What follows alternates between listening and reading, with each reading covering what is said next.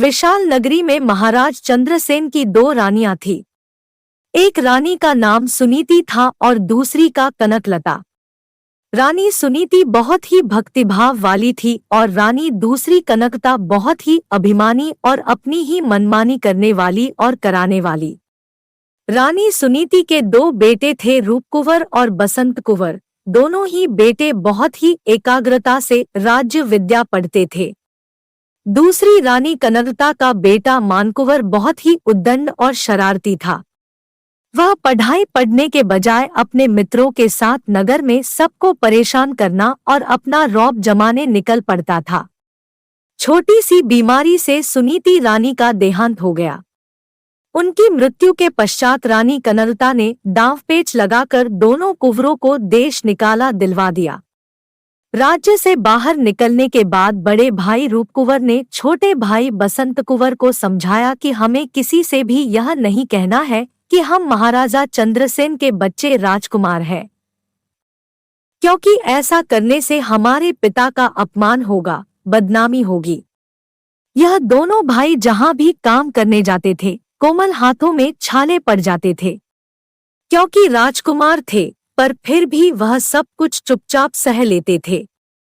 वे जहां जहां काम करते वहां वहां दोनों के गुण, बोलचाल, रॉयल्टी, व्यवहार आदि सब देखकर सब यही कहते थे कि यह कोई साधारण लड़के नहीं है, यह तो जैसे कि राजकुमार लगते हैं।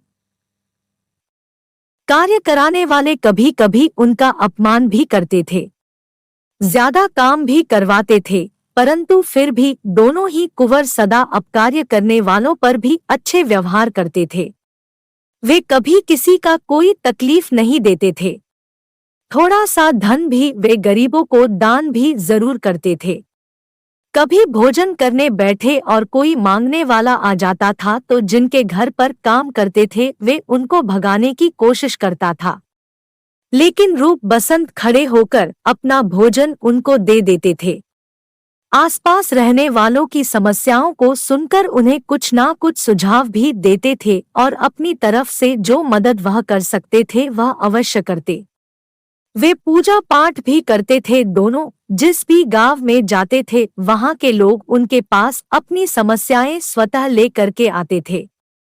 एक बार उन्हें लगा दोनों भाइयों को कि क्यों हम छोटे छोटे गांव में काम करते हैं, इससे अच्छा हम बड़ी नगरी में जाकर काम करें। यह सोचकर दोनों भाई नगरी की ओर चल पड़े। चलते चलते रास्ते में घना जंगल आया और रात भी हो गई थी, तो उन्होंने सोचा कि रात भर यहीं ठहर जाते हैं।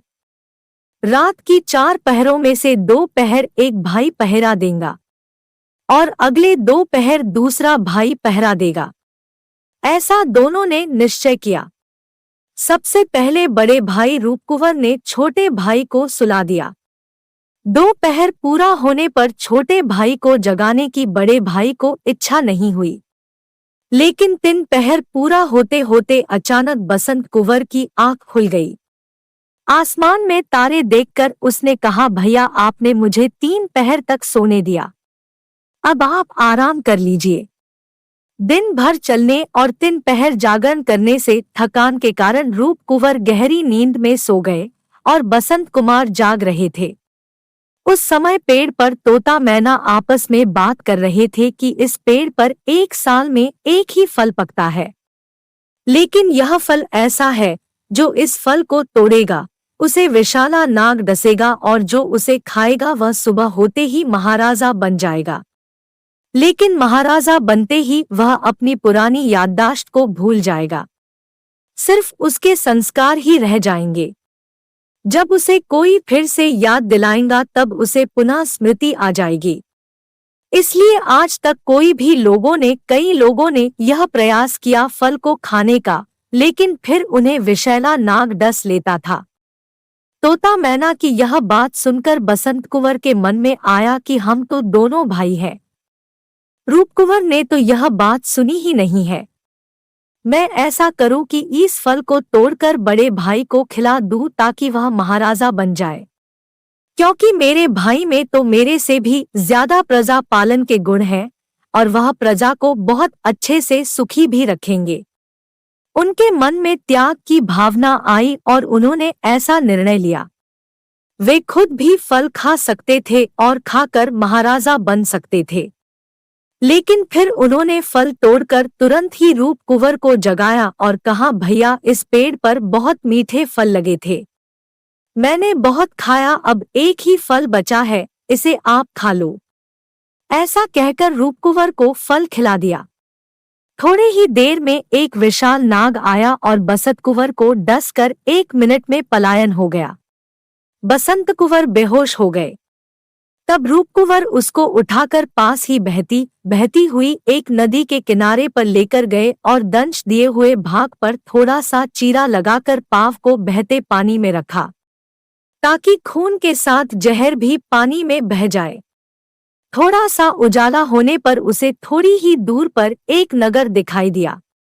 वह किसी वैद्य को बुलाने के लिए उस नगर की ओर दौड़ पड़े। उस नगर के राजा का कोई भी वारिस नहीं था। राजा की मृत्यु के बाद राजपुरोहित ने कहा कि पूरे राज्य के लोग नगर के चौक पर इकट्ठे हो जाए और हाथिनी जिस पर जल कलश रखेगी वही इस राज्य का नया राजा बनेगा। उस अनुसार पूरे ही राज्य के लोग नगर चौक पर सुबह होने से पूर्व ही पहुंच गए। दूसरी तरफ कुंवर रूप कुंवर भी वैद्य को ढूंढने के लिए उस राज्य में पहुंच गए थे, तो सारे घर उन्होंने खाली देखा। वह जब नगर चौक पर पहुंचा तो वैद्य से मिलकर उसको अपने साथ चलने की प्रार्थना कर ही रहा था। उतने में ही हाथनी घूमती घूमती उस स्थान पर आकर ठहर गई और उसने रूप कुंवर के सिर पर ही जल का कलश रख दिया। कलश का जल जिससे उनके सिर पर गिरते ही रूप कुंवर पिछली याददाश्त भूल गए। सिर्फ राजा ही के संस्कार इनमें रहे, जैसे कि उस फल को खाने के बाद का परिणाम था। साधारण रूपवाला रूप कुंवर, जो कि मूल रूप में राजा के कुल का ही बेटा था, अब वो सचमुच राजा बन गया। राज्य अभिषेक के बाद जब उसने राज कारोबार संभाला तो पूरे ही राज्य में सुख शांति का साम्राज्य फैल गया।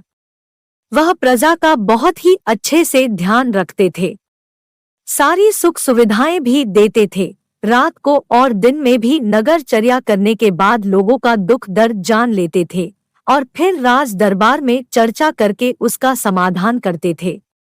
उनका प्रजा के प्रति इतना वात्सल्य था कि थोड़े ही समय में वह प्रजाप्रिय राजा बन गए। उधर बसंत कुंवर नदी के बहाव में बहता हुआ उसी नगर के घाट पर जा पहुंचे। तब कपड़े धोते हुए धोबी ने उन्हें बचा लिया और प्रयास करके उनको होश में लाया। ठीक होने पर बसंत कुंवर ने अपने बड़े भाई रूप कुंवर को ढूंढने की कोशिश की। तब उसे पता चला कि वो इसी राज्य का महाराजा है, लेकिन उसे यह पता था कि रूप कुंवर की सारी याददाश्त भूल गई होगी और जब मैं याद दिलाऊंगा तब उसे याद आएगा। इसीलिए वह युक्ति रचकर राज दरबार में पहुंच गए और वहां जाकर एक गीत सुनाया, जिसमें अपनी पूरी जीवन कहानी सुना दी। गीत सुनते सुनते महाराज कुंवर रूप कुंवर को अपनी पुरानी स्मृति वापस से मर्ज हो गई और वह अपने भाई बसंत कुंवर को पहचान गए। बाद में उसे अपना मंत्री बना दिया और दोनों ही भाइयों ने बड़े ही सुचारू रूप से पूरा राज्य का कार्यभार संभाल लिया। अगर आपको यह वीडियो अच्छी लगी हो तो इस वीडियो को लाइक, शेयर और कमेंट करना मत भूले। अगर आपने हमारे चैनल मडार मल्टीमीडिया को अभी तक सब्सक्राइब नहीं किया है तो अभी सब्सक्राइब का बटन दबाकर बेल नोटिफिकेशन ऑन कर दे ताकि हमारी आने वाली नई वीडियोस आप मिस ना कर सके। धन्यवाद।